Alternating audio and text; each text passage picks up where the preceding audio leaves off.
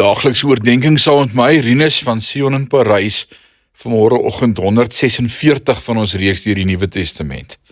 Vanmôre praat ek met jou oor die skat binne-in elkeen van ons. 1 Korintiërs 15 vers 47 sê, Adam, die eerste mens, was uit die stof van die aarde gemaak, terwyl Jesus, die tweede mens, van die hemel kom.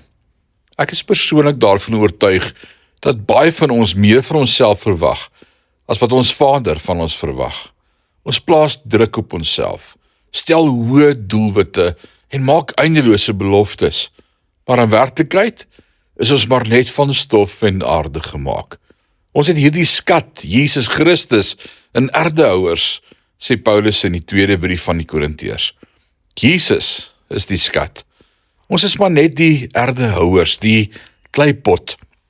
Van tyd tot tyd probeer baie van ons om die erdehouers te poets en te verf, deur voor te gee dat ons baie geestelik is.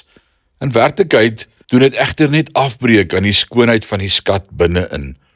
Daarom het die Here, toe hy beskryf het hoe hy aanbid wil word, nie 'n altaar van gekapte klip en gepoleerde koper of uitgedrewe goud voorgeskryf nie. Dit moes van grond gemaak word, sodat niks afbreek sou doen aan die offer wat daarop geplaas word nie. Net so is enige iets wat mens se uitsig op Jesus belemmer verkeerd. Selfs wanneer ons preek, aanbid of getuig, is enige iets wat die aandag op onsself vestig, sonde. So baie mense getuig nie, gee nie sonnaarskoollesse nie en dien nie op ander maniere nie, omdat hulle voel dat hulle nie gepoleer of welsprekend genoeg is nie.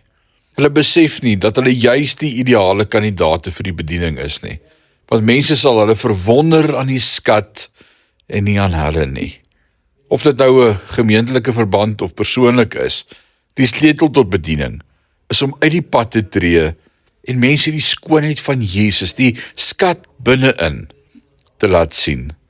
My gebed vir elkeen van ons is dat ons in hierdie dag opnuut dit wat binne in ons is, sal dit uitskyn na buite. Jesus Christus, die lewe. Mag die Here jou seën in hierdie dag. Amen.